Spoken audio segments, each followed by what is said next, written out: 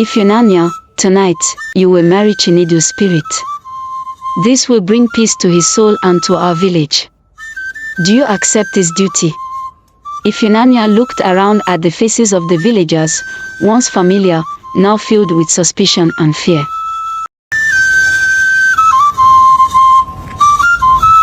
The village was buzzing with excitement. Tomorrow, Ifunanya was supposed to marry the love of her life, Chinedu. But as the sun set that evening, a cold wind blew through the village, carrying with it whispers of something terrible. Ifunanya, come quickly, her mother cried, rushing into the hut. Chinedu. Chinedu is gone. Ifunanya's heart stopped. What do you mean, Mama? He was fine this morning. But her mother's face was pale. They found him by the river. He is no longer with us. Tears filled Ifunanya's eyes as she ran out, not caring about the stares of the villagers. She reached the riverbank, where Chinedu's lifeless body lay. Her knees buckled as she fell beside him, her sobs echoing through the trees. Chinedu, wake up. Please, wake up, she cried, shaking him. But his body remained still, his eyes closed forever. That night, the village was silent, filled with sorrow. Ifunanya's heart was shattered into 1,000 pieces. She could barely breathe, let alone think about the future.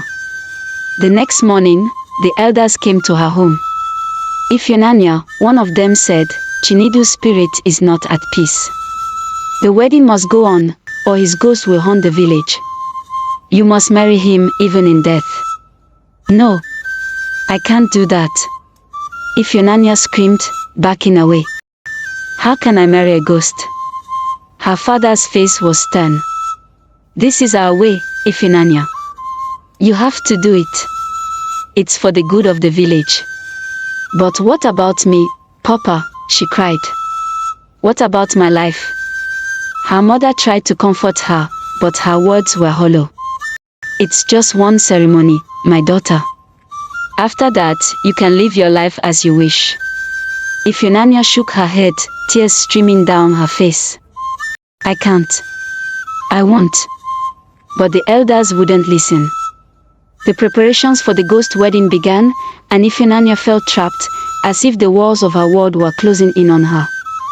The night before the ceremony, she sat alone in her hut, staring at the white wedding cloth she was supposed to wear. It felt heavy, like a shout. A voice whispered in the dark, Ifunanya. She gasped and turned, her heart pounding. Who's there? But there was no one.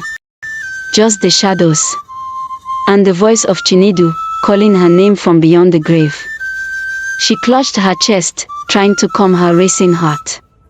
Chinedu, please don't do this to me. But the voice was gone, leaving her alone with her fear and sorrow. Ifunanya knew what awaited her the next day. But as she lay down to sleep, she made a decision. She would find a way out, no matter what it took.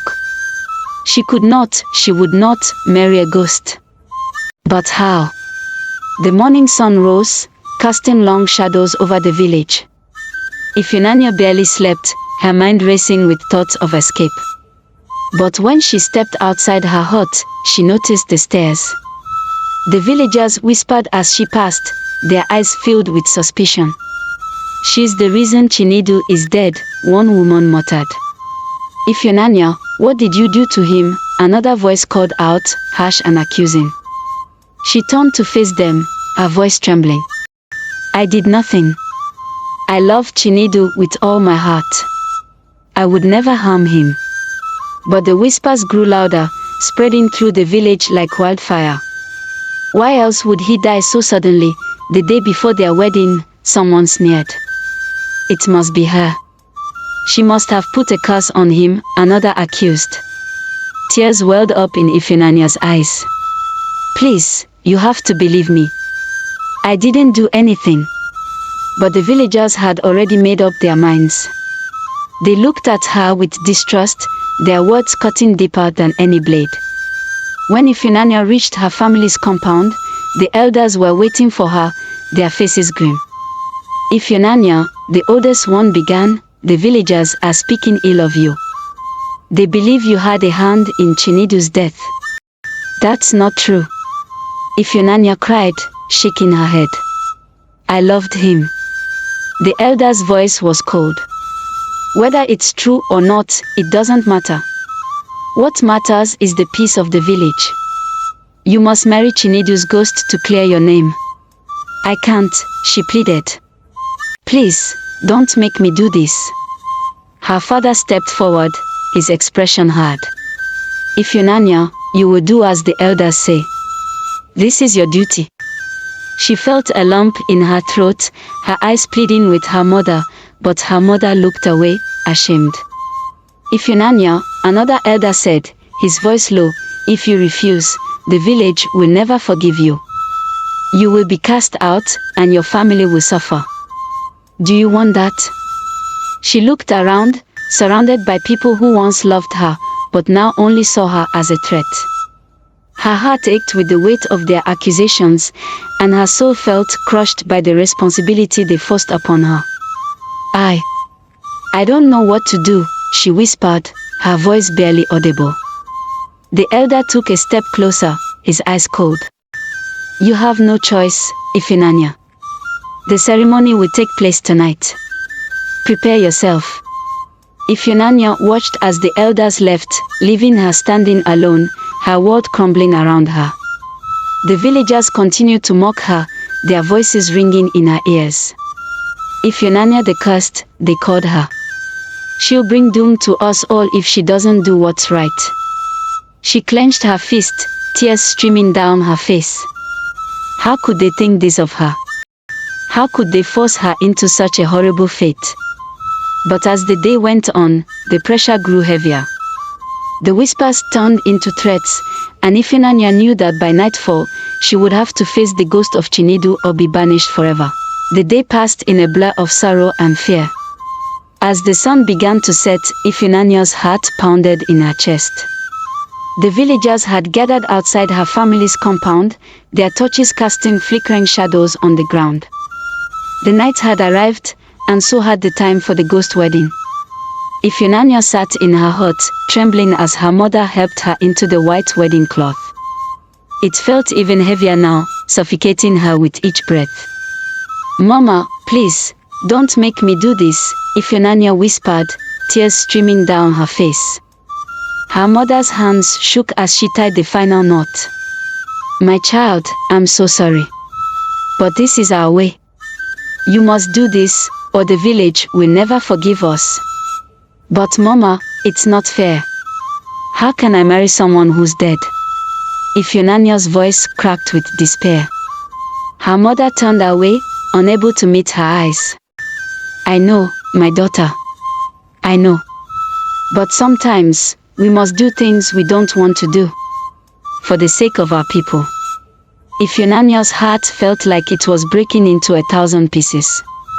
She wanted to run, to escape this nightmare. But there was nowhere to go. The village would hunt her down, and she would be cursed forever. "Come, Ifunanya," her father's voice called from outside. "It's time." With heavy steps, Ifunanya walked out of the hut, her body trembling with fear. The villagers fell silent as she approached the center of the compound, where the elders stood waiting. A small fire burned beside them, casting eerie shadows on their faces. The chief elder stepped forward, holding a white cloth. "Ifunanya, tonight, you will marry Chinedu's spirit. This will bring peace to his soul and to our village. Do you accept this duty?" Ifunanya looked around at the faces of the villagers, once familiar, now filled with suspicion and fear. Her heart ached with the weight of their expectations. She had no choice. Slowly, she nodded. I accept," she whispered, her voice barely audible. The elder handed her the white cloth, which she wrapped around herself, feeling the cold fabric against her skin. The air grew still, and the villagers watched in silence as the elder began to chant. "Spirits of our ancestors, hear our call," the elder intoned. We offer this bride to the spirit of Chinedu, so that he may find peace in the afterlife. The wind picked up, swirling around Ifunanya as if the spirits themselves were gathering. She shivered, feeling a coldness that seeped into her bones. Chinedu, if you are with us, take your bride, the elder called into the night. Ifunanya's breath caught in her throat as the fire flickered, casting long shadows on the ground. The villagers watched in tense silence, their eyes wide with fear and anticipation. Suddenly, a gust of wind blew through the compound, extinguishing the fire. The villagers gasped, and Ifunanya's heart pounded in her chest. She could feel something, someone, near her, though she couldn't see him. Chinedu, she whispered, her voice trembling. Is that you? There was no answer, only the sound of the wind rustling through the trees. But Ifunanya felt a presence, cold and overwhelming, wrapping around her like a shroud. Her breath quickened, and she felt as though she were drowning in fear. The elder's voice broke through the silence. The ceremony is complete. Chinedu's spirit has taken his bride. The villagers erupted into whispers, some in awe, others in fear. Ifunanya stood frozen, her heart racing as she tried to comprehend what had just happened. But as the elder turned to her, his expression was stern. Ifunanya, you are now bound to Chinedu in life and in death. His spirit will stay with you always. Ifunanya's eyes widened in horror. No, this can't be happening. But the villagers were already turning away, their duty fulfilled. Ifunanya was left standing alone in the cold night, her mind reeling with the reality of what she had just done. She looked up at the sky, the stars blinking down at her, uncaring. The presence of Chinedu lingered, cold and suffocating. She could feel him, his touch like ice on her skin. Chinedu, please, let me go, she begged, her voice shaking. But there was no reply, only the silent weight of his spirit pressing down on her. Tears streamed down her face as she realized the full extent of her fate. She was bound to him now, forever. The village had forced her into a union with the dead, and there was no escape. The night was far from over, and Ifunanya knew that the worst was yet to come. The days that followed were a nightmare. The village was no longer the peaceful place Ifunanya had known. Strange things began to happen, unexplainable, terrifying things. It started with whispers in the wind, voices that carried Chinedu's name. At night, the villagers heard footsteps outside their homes, but when they looked, no one was there. Children cried out in their sleep, saying they saw Chinedu's ghost watching them through the windows. Something is wrong, the villagers began to murmur. His spirit is not at peace. One night, the village chief awoke to find his hut filled with a cold mist.